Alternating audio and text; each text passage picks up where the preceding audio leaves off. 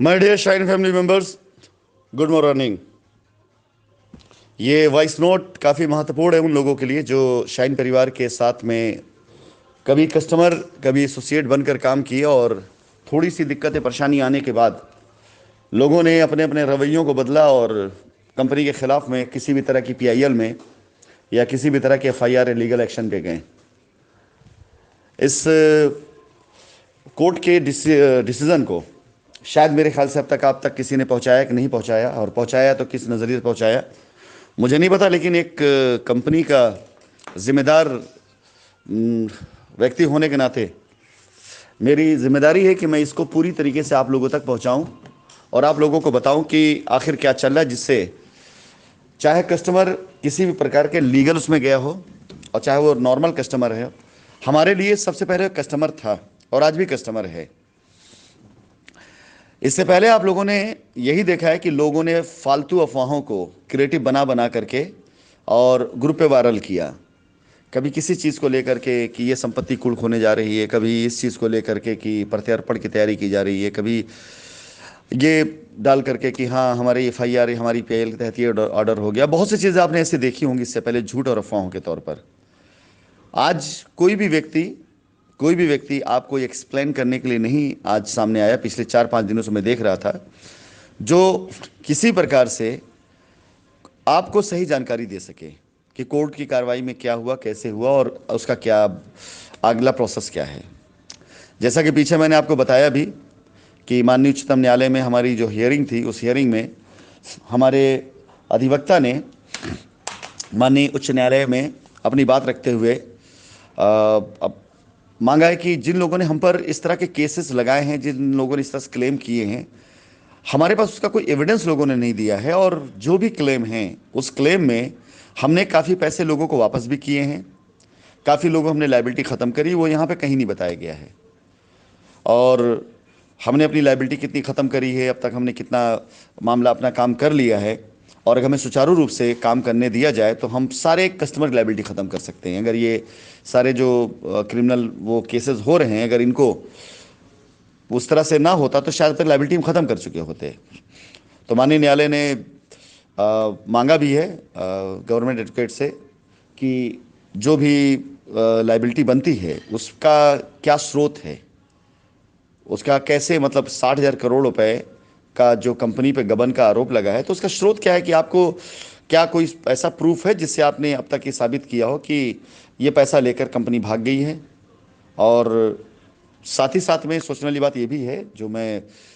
समझता हूँ कि अगर कंपनी 60,000 करोड़ रुपए लेकर भाग गई है और कंपनी अगर माननीय न्यायालय के समक्ष प्रस्तुत रख करेगी अपनी सारी रजिस्ट्रियों को, अपने सारे कस्टमर की गई रजिस्ट्री या किसान से कंपनी में जो रजिस्ट्री है वो सारी चीज़ करेगी, तो जाहिर सी बात है वो 60,000 करोड़ की स्टोरी अपने आप में क्लियर हो जाएगी। कंपनी लेकर भागी कि नहीं भागी अपने आप सामने आ जाएगा। और जो कंपनी भागती है वो 2020 यानी 19 से 20, 20 से 21, 21 से 22, इस पूरे में कंपनी इतनी रजिस्ट्रियाँ ना करती। हम तकरीबन हजारों रजिस्ट्रियों के साथ में अभी फ़िलहाल जितनी रजिस्ट्री हमारे कलेक्ट हो पाई हैं, जिन लोगों ने ईमानदारी से हमें दिया है, हजारों रजिस्ट्रियों के साथ हम कोर्ट के समक्ष आने जा रहे हैं। लेकिन मैं आपको कोर्ट के बारे में बताना चाहूँगा जानकारी के तौर पर, और ये उन कस्टमर्स के लिए बहुत ज़रूरी है, एसोसिएट्स के लिए बहुत ज़रूरी है, जो जिन लोगों ने अपनी रिट डाली हुई है। ये रिट नंबर दिए गए हैं, क्रिएट पिटिशन नंबर 1834, उसके बाद ऑफ 2021, और इसके बाद आगे बढ़ता हूँ 5494638372948477, यानी इन रिट्स को इस रिट्स के साथ क्लब कर दिया गया है। और इसके साथ ही साथ मैं आपको बताना चाहूँगा, हम लोगों ने अपनी एक रिट डाली थी काफ़ी पहले, जिसमें हम लोगों ने प्लीड करने के लिए अपील किया था, और वो हमारी अपील एक्सेप्ट होते हुए तभी इस बार हमारी सुनवाई हुई थी। तो ये सारी की सारी जितनी भी रिट्स हैं ये सारी की सारी क्लब कर दी गई हैं। और अब जो भी कुछ डिटेल आपसे या आपने हम पर क्लेम जो किया है, उसके लिए कंपनी अपनी तरफ से जो अपनी बात पर स्टैंड है कि जितनी हमारे पर एफआईआर की गई उनमें से सब लोगों से एक ब्यौरा मांग लिया जाए कि जो उन्होंने हमें पैसा दिया उसका उनके पास जो साक्ष्य, जो एविडेंस है, आप वो देते हैं तो ठीक, वो क्लेम बनता है। अगर नहीं देते हैं किसी प्रकार से या नहीं दे पाते हैं तो हम उस सारे के सारे एप्लीकेशन और सारी अपील और सारे एफआईआर के अगेंस्ट में जाएंगे। और हमारा वक्त बर्बाद करने के लिए, हमारा काम खराब करने के लिए और हमारे काम को हरेस करके बाकी लोग काम खराब करने के लिए, वो जिम्मेदारी भी या जिम्मेदार भी माफ़ी को ठहराने के लिए माननीय न्यायालय से अपील करेंगे। इसके साथ ही साथ नए अपडेट्स में ये है कि जो कोर्ट की 28 तारीख की तारीख है, उसमें ये सारी रिट को क्लब करने के साथ साथ जो हमसे चीज़ें मांगे जा रहे, तो हम तो तैयारी हमारी है ही ऑलरेडी, पहले से हम लेके चल ही रहे हैं। और आप सभी लोगों को मैं ये भी बताना चाहूँगा कि हमारे माननीय जो गवर्नमेंट एडवोकेट थे, वो इस बार ईडब्ल्यू से जो रिपोर्ट है ले करके आते हैं अगर, और आकर के देते हैं, तो उसमें जिन जिन की एफआईआर में, जिन जिन की कंप्लेंट्स में, जिन जिन लोगों के उसमें जो चीज़ें पाई जाती हैं जो रियल होंगी, उनमें से हम लोग ने कितने लोगों को पैसा वापस कर दिया है, कितने लोग एसोसिएट थे, उसका भी फिल्टर करके इस बार हम लेकर के तैयार हैं कि हाँ, इन्होंने या इनके परिवार किसी सदस्य ने फ़ायदा कमाया था। और अब ये केस पूरी तरीके से ट्रांसपेरेंट होकर के हम खुद लड़ेंगे कि जिस किसी का हमारे पास कुछ भी है, जो हमारे अकाउंट में आया है, जो हमारे अकाउंट में लोगों ने दिया है, वंस अगेन आई रिपीट, अनाप शराब एफआईआर में नहीं, बल्कि जो हमारे अकाउंट में आपका पैसा आया है, उसमें से अगर कुछ पैसे आपने कमा लिए हैं, पा लिए हैं, अगर आपका 10 लाख का क्लेम बनता है जिसका आप हमें एविडेंस देते हैं, लेकिन कंपनी से अगर आप पास 40 लाख रुपए गया है, तो 30 लाख का क्लेम हम उल्टा आपके ऊपर करेंगे। और अगर यानी जो लोग होंगे उनको उल्टा कर, और ये बात मैं इसलिए नहीं कह रहा हूँ कि मैं अपने किसी लीगल में गए हुए किसी व्यक्ति को किसी प्रकार से कहीं कोई भी वो करना चाहता हूँ, वो बल्कि मैं उन लोगों को बताना चाहता हूँ जो लीगल में नहीं गए, वो कितने आसानी से, कितनी उससे अपनी लाइबिलिटी ख़त्म कर लेंगे। हर वो काम जो मैं इस समय कर रहा हूँ, चाहे वो फ्लैट प्लॉट या कोई भी उसमें रिडिम्शन हो, उसमें सिर्फ उसी व्यक्ति को स्थान मिलेगा जो लीगल में नहीं गया है। इसके साथ साथ जो कस्टमर्स के कैशबैक होंगे, उसमें भी हम सिर्फ उन्हीं को कंसिडर करेंगे जो लीगल में नहीं गए हैं। और मैं ये बात इसलिए कह रहा हूँ कि कई बार मेरे पास लोगों ने, एफआईआर वालों ने भेजा मुझे एप्लीकेशन, और उसमें उन्होंने श्योरिटी मांगी है, गारंटी मांगी है कि आप हमारा करा दीजिए। मैं उनसे सवाल ये करना चाहूँगा कि जिन्होंने आपको उकसा करके एफआईआर कराई थी, क्या उनसे आपने गारंटी ली थी कि आप एफआईआर कराएंगे तो पैसा हमारा मिल जाएगा? नहीं करी थी तो कोई बात नहीं। चलिए खैर, एक बार मैं कोर्ट का पूरा आपको फिर से डिसीजन बताते हुए मैं आपको अपने अगले, आपके लिए मेरे पास क्या रास्ते हैं वो बताना चाहूँगा, ताकि इसको पब्लिकली वायरल करके आप चाहें तो इसका फ़ायदा ले लें और चाहे तो आप इसको वो करें। ये सारी पिटिशन्स आप सभी लोगों की जिनकी भी है क्लब है, वो एक साथ यहाँ पर जो है इस बार 28 सुनवाई में सबके सब रहेंगे, और जो एक्शन होगा सभी पर एक बराबर होगा। अगर हम मांगते हैं कि आप हमें एविडेंस दें कि आपने कितना पैसा दिया है, जो पैसा हमारे अकाउंट में आया उस पैसे को हम पूरी तरह से कंसिडर करेंगे। उसकी हम जो भी हमारे स्ट्रक्चर बनेगा, पेमेंट में सहूलियत होगी या ज़मीन में सहूलियत होगी, जैसे ही कोर्ट हमारे को परमिशन देगा कि हाँ हम परमिट करते हैं, तो हम शाइन सिटी की ज़मीन से 1 इंच ज़मीन तब तक अभी आपको लिखने नहीं जा रहे हैं, जब तक हम पूरी तरीके से संतुष्ट नहीं हो जाते हैं कि मतलब जब तक कोर्ट्स की तरफ से पूरी तरह वो नहीं हो जाता है, परमिशन नहीं हो जाती है। क्योंकि अब वो ज़मीनें सारी की सारी मैं रखूँगा आप ही लोगों के लिए कि आपकी लाइबिलिटी दूर की जाए, लेकिन अब ये तब तक पेंडिंग चलेगा जब तक कोर्ट की तरफ से कोई दिशा निर्देश नहीं आ जाता है। बाकी जो ज़मीनें मैं ख़रीद रहा हूँ, जिन ज़मीनों का मैं वो कर रहा हूँ, ये जो ज़मीनें मैं और मेरे अपने फाइनेंसर, अपने पार्टनर्स के द्वारा आगे प्रोजेक्ट में तैयार कर रहा हूँ, वहाँ पर मेरे शाइन परिवार के सभी कस्टमर के लिए मैदान खुला हुआ है। जब चाहे तब आ सकते हैं और मैं उनके लिए जो कर सकूँगा। और बाकी कोर्ट के ऑर्डर में जो लिखा हो मैं आपको ट्रांसलेट कर देता हूँ कि ये सारी जो पिटिशन है, वो सारी पिटिशन आप सभी लोगों को मतलब एक क्लब की गई हैं। उसका Shri Ram petitioner versus State of UP and others, respondent through mister Syed Ali Murtaza, additional government advocate coram. हाँ, ये एक नया अपडेट है कि इसमें जो इस बार हमारे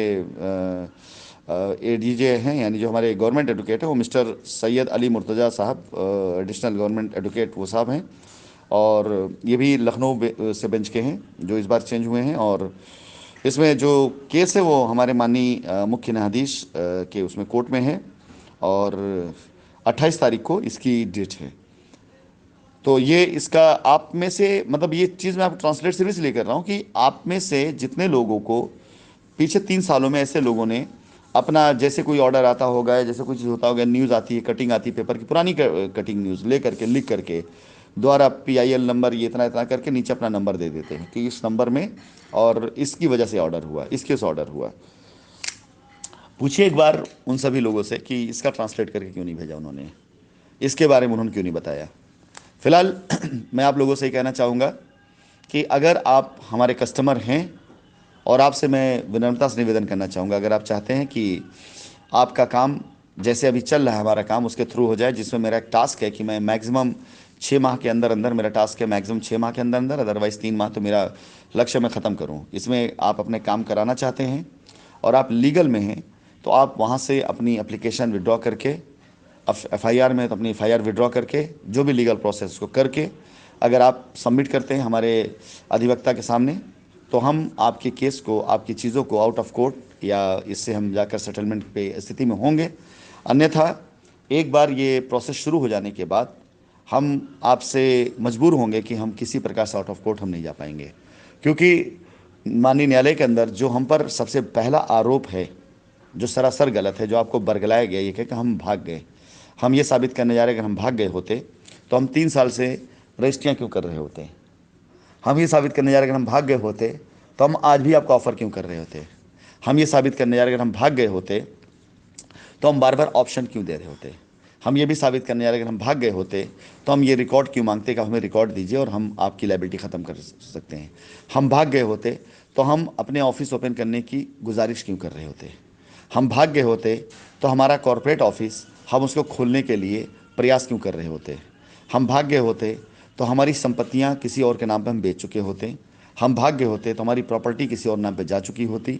हम भाग गए होते तो बहुत कुछ ऐसा था जो हो सकता था, जो नहीं हुआ। तो हम ऐसे कई साक्ष्य सबसे पहले प्रस्तुत करने जा रहे हैं कि हम पर भगोड़े का जो इल्ज़ाम लगा है वो गलत लगा है। सबसे पहले इस इल्ज़ाम को गलत साबित करना हमारा लक्ष्य है। इसके साथ साथ जो हमारे ऊपर फाइनेंशियल करप्शन का इल्ज़ाम लगा हुआ है कि 60,000 करोड़ रुपए हम लेके भागे हैं। तो 60,000 करोड़ रुपए का तो कुल मिला के टर्नओवर ही नहीं है, पूरा टर्नओवर ही 60,000 करोड़ का नहीं है, तो लेके भागने का सवाल ही नहीं पैदा होता है।